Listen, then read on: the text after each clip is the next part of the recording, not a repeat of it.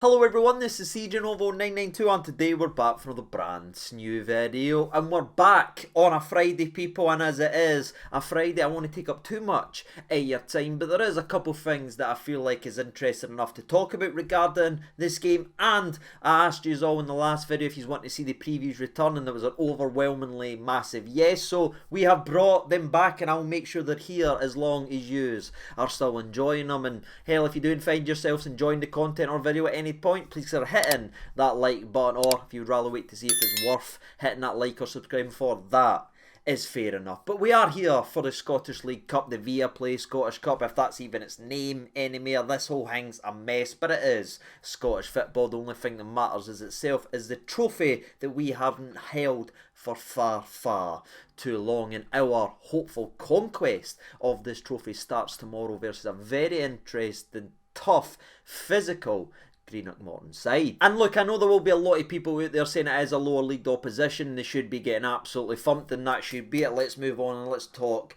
about the Rangers then. And I do understand that type of mindset on paper, especially when you just look, oh, we're in the Championship 5th after 2 games. Alright then, let's move on to Rangers. I get that thinking, however, I think there is some interesting things regarding this game, and that's why I always like doing the preview videos anyway, because I feel like we get to discuss the opponents so everyone knows what to expect. And I think there is a couple of key things to expect from tomorrow's opposition. No matter what the scoreline ends up being, this Rangers team is going to need to earn it. And the reason I say that, people, because yes, Greenock Morton are sitting 5th so far in the Championship after 2 games, having lost their most recent game going in to the weekend, which was always lovely to see. But something that they have shown since the start of their Scottish League Cup journey, people, is this team will not allow a team to go fancy in front of them. This team loves to put the bit in and get stuck. And I mean, that game we just spoke about, their game that they lost 3-2 in their most recent match coming in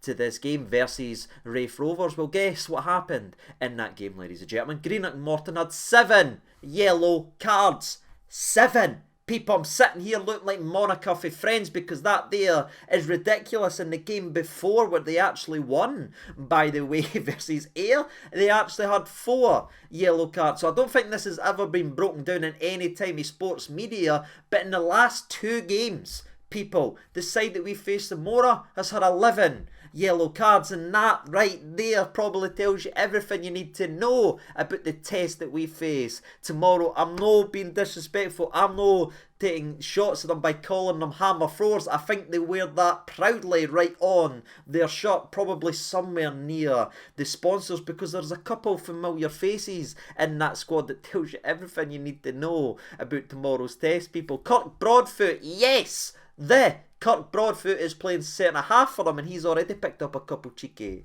yellow cards. But do you know who's in the midfield, people? Power.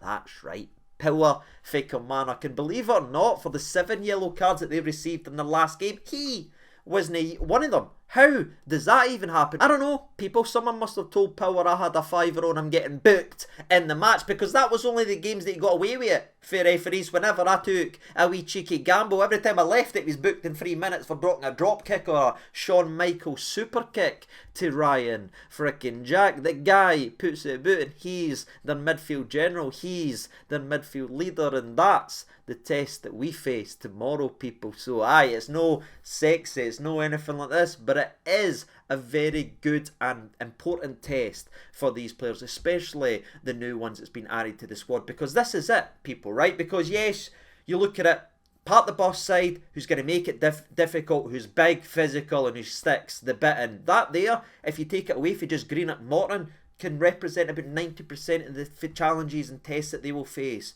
throughout the season. So it's good to get these type of tests. Yes, it's not going to be pretty on the eyes. Yes, the team will have to really earn it tomorrow and be careful in tomorrow's game. But this is a perfect wee tester and more practice for what they'll be facing week in and week out, especially when they go away days, so we didn't get caught with our pants pulled down like we did at Rugby Park. And our key player that makes everything tick, by the way, that isn't a part of the hammer throwing brigade, is Robbie Crawford, a familiar name that would have probably heard here on the channel over the last couple of years whenever we've been playing the likes of Motherwell or we've been drawn against Partick Thistle. He's a tidy player, has a goal already to his name, and he will be the guy that gets on the ball as much as possible for them. But aye, our midfield should well and truly take that away from them. But looking at them, that's the pros, That's the positives, and that is their danger man. And aye, that's all I've got to say about them as they face the very difficult test of coming to Ibrox. And this is where I want to get to next, right? Because the Rangers end has a lot of different conversations, because you maybe heard that now, because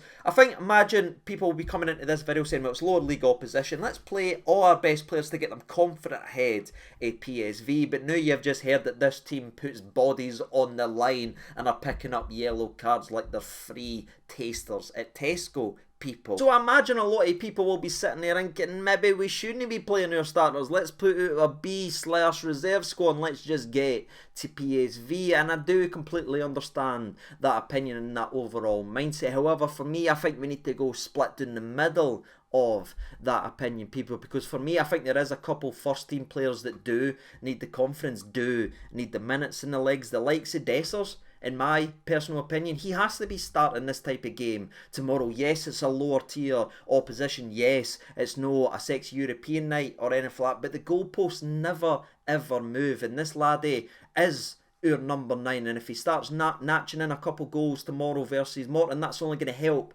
his confidence and start bretting him back up so he can start looking like the player he was at Feyenoord, because he has been a wee bit miles off it. He is behind other people. Again, he had a serious injury towards the end of last season. He is a couple weeks behind the squad. So this is the type of game for me that you can help bridge that gap, so he's not a couple weeks constantly behind everyone. Give him an opportunity to start tomorrow, give him an opportunity to bag a couple goals, and give him another opportunity to build his confidence, because a confident Dessers will be a player for us. I know everyone's turning on him and calling him a duffer and calling him that. I get your thoughts and opinions, because he hasn't been spectacular at all times, but I've seen enough, I've seen glimpses, and I know what he's capable of for watching him for the preview videos, or the profile videos I should say. There is a real player in there, and the likes of tomorrow for a number 9, licking your chops, putting the ball in the back of net. This could be a massive game for the likes of Dessers if he's given an opportunity, and it is a massive if, because there is a lot of question marks all over. Personally, I would give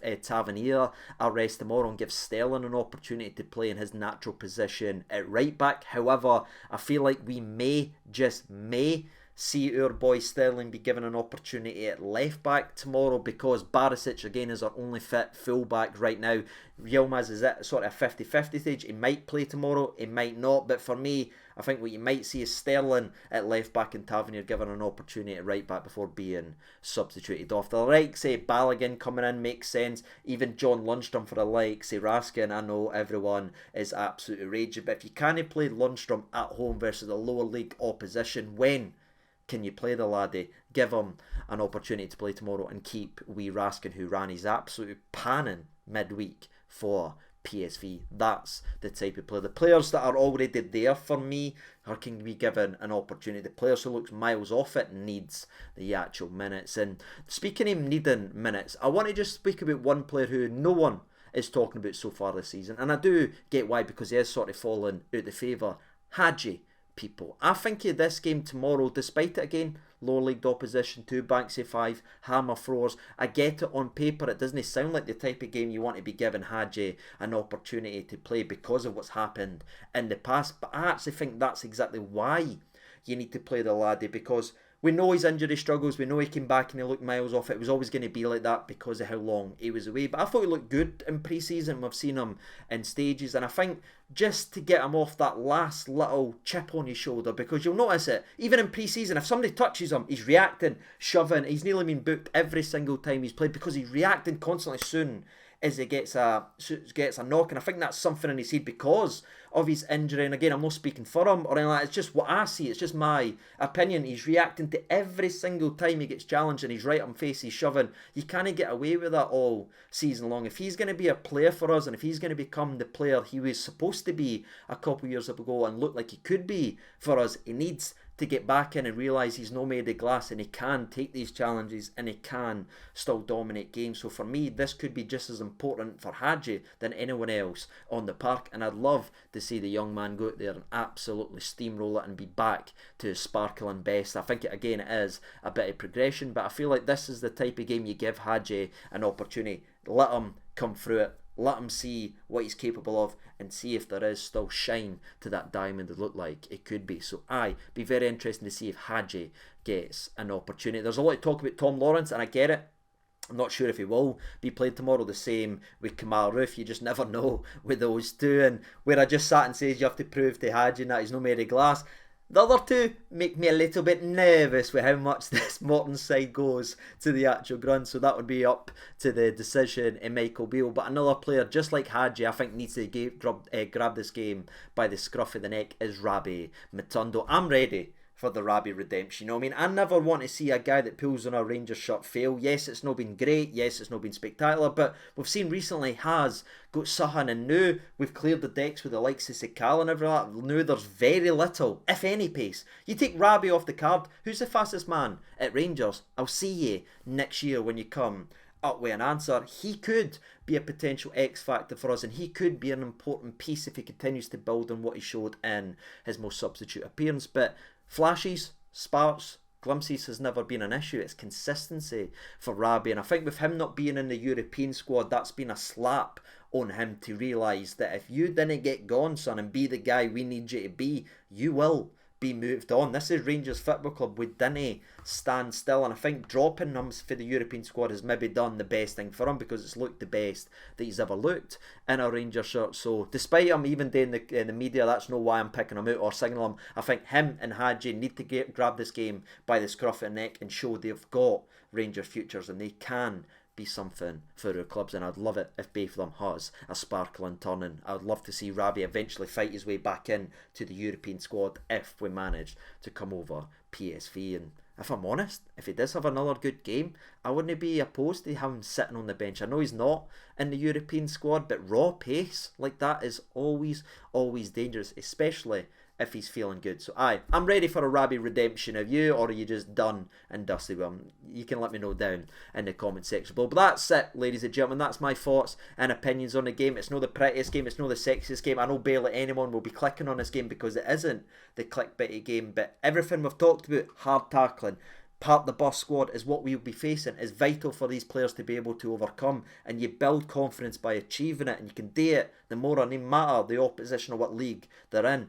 Build, get some goals, build your way up, get people used to breaking that down and move us forward and take some confidence going in to PSV. That would be absolutely delicious, and I think we will, despite everything. Again, maybe making it like an ugly, sticky 2-0 or something like that, like the early cup games usually always end up being. I will go Rangers 3, Greenock Morton 0 in this game. What about you? And I'm keeping that 0, by the way, because I expect Robbie McCrory to be given an opportunity in the sticks, and I would love that because he never done anything wrong. I do think Jack Butland has showed these levels to him, and that's me not being disrespectful to Robbie either. By the way, he is a former English international after all, but he's never done anything wrong, and I would love us to go back to previous, where there is always a number one at Rangers like McGregor was for so many years, but we had Alexander and we gave him opportunities in cup games, and I would love Robbie McCrory to be given that opportunity. So I hope Robbie clean sheets returns tomorrow if he's given an opportunity. What about you? Let me know your thoughts and opinions. I'm not wanting to see John McLaughlin at Huss to be Robbie McCrory. But until tomorrow after game, enjoy the rest of your Friday. I've been CJ over 92. Thank you so much for watching. All the best, and bye bye.